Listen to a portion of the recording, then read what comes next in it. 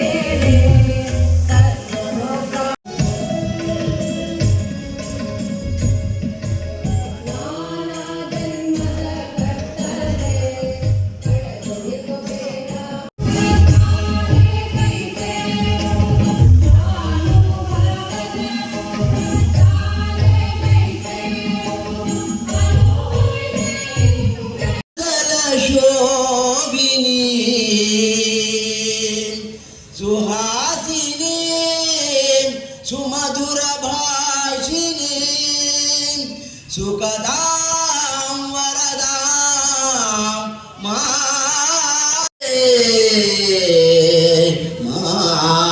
मातरम् कोटि कोटि कंठ कलकल निनाद कराले कोटि कोटि भुजैर्धृत कर करवाले अबला के नो माये तो मंत्र ಆ ಒಂದೇ ಮಾತ್ರ ಕೇಳಿದಾಗ ನಮ್ಮ ರೋಮಗಳನ್ನು ತಿರುಗುತ್ತದೆ.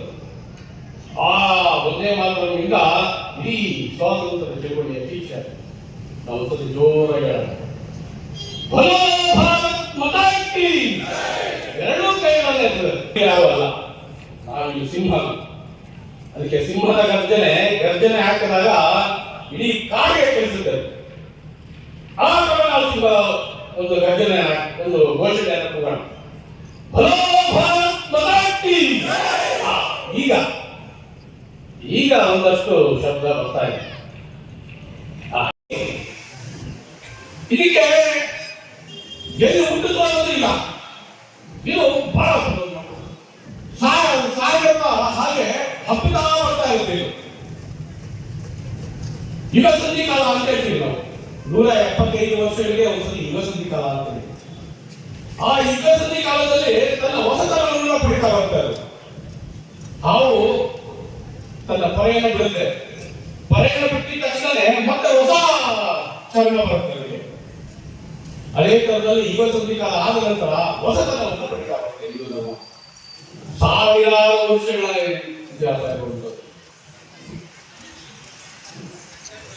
ಮಹಾಪುರುಷರು ಶಂಕರ, ಮಧ್ವ, ರಾಮಾನುಜಾಚಾರ್ಯರು ತನ್ನ ಆಧ್ಯಾತ್ಮಿಕ ಚಿಂತನೆಯನ್ನ ಈ ಮನುಗಳಿಗೆ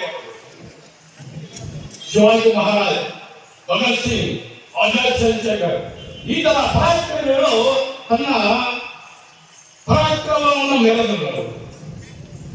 ಇವತ್ತು ಒಂದೇ ಮಾತ್ರವನ್ನ ನಾವಿವತ್ತು ಕೇಳಿದ್ವಿ. ಅವರು ರಕ್ಷಣೆ ಮಾಡ್ತಾರೆ. ಸ್ವಾತಂತ್ರ್ಯದ ಸಮಯದಲ್ಲಿ ಅದು ಒಂದೇ ಮಾತ್ರ ಸ್ವಾತಂತ್ರ್ಯದ ಕಿಂಚನ ಇಡೀ ದೇಶಾದ್ಯಂತ ಆಗುತ್ತದೆ. ಭಗತ್ ಸಿಂಗ್ ಅವರನ್ನ ಗಲ್ಲಿಗೇರಿಸ್ತಾರೆ. ಗಲ್ಲಿಗೇರಿಸುವ ಸಮಯದಲ್ಲಿ ಒಂದು ಗೋಡೆಯ ಅಡ್ಡ, ಒಂದು ಗೋಡೆಯ ಪಕ್ಕದಲ್ಲಿ ಇದೇ ತರ ಒಂದು ಬೈಲಿರುತ್ತೆ. ಅಲ್ಲಿ ಸಾವಿರಾರು ಜನ ಸೇರಿರ್ತಾರೆ.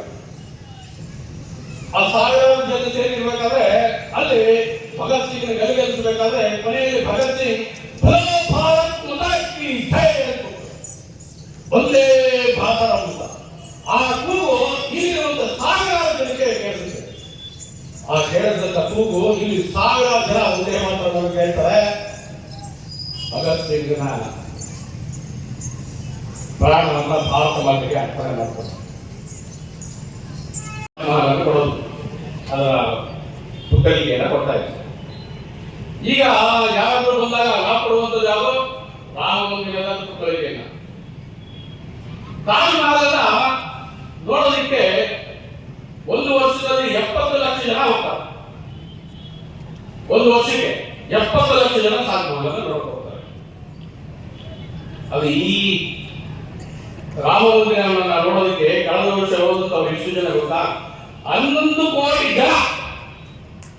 11 ಕೋಟಿ ಜನ ರಾಮ ಮಂದಿರವನ್ನ ನೋಡಕ್ ಹೋಗಿದ್ದಾರೆ. ಆದ್ರೆ ಆ 11 ಕೋಟಿ ಈಗ ಮುಂದೆ ಹೋಗ್ತಾ ಹೋಗ್ತಾ ಹೆಚ್ಚಾಗ್ತಾನೆ ಹೋಗುತ್ತೆ, ಕಡಿಮೆ ಆಗುವುದಂತೂ ಇಲ್ಲ.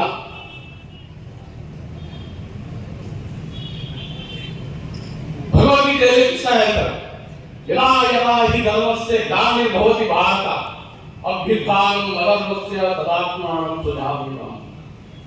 ಯಾವ ಸಮಯದಲ್ಲಿ ಧರ್ಮ ನಶಿಸ್ತಾ ಹೋಗ್ತೋ ಆವಾಗ ನಾನು ಈ ಭೂಲೋಕದಲ್ಲಿ ಒಂದು ಧರ್ಮವನ್ನು ರಕ್ಷಣೆ ಮಾಡ್ತೀನಿ ಅಂತ. ಅದು ಯಾವಾಗ ಅಂತ ಹೇಳಿದ್ರೆ ದ್ವಾಪರ, ತ್ರೇತಾಯುಗ, ಸತ್ಯಯುಗ ಮಾತ್ರ, ಕಲಿಯುಗದಲ್ಲಿ ಇಲ್ಲ. ಈಗ ಅನಿಸ್ತಾ ಇರೋದು ಇದೇನಪ್ಪ, ಇದು ಕೃಷ್ಣ ಹೇಳಿದಾನೆ ಕಲಿಯುಗದಲ್ಲಿ ಇಲ್ಲ ಅಂತ ಹೇಳಿ ನೀವು ಅಂತ. ಕಲಿಯುಗದಲ್ಲಿ ಅವತಾರ ಇರ್ತದಿಲ್ಲ. ಕಲಿಯುಗದಲ್ಲಿ ಭಗವಂತ ಎಲ್ಲಿ ಬರ್ತಾನೆ ಅಂತ ಹೇಳಿದ್ರೆ ಸಂಖ್ಯೆ ಕಲಿಯುಗ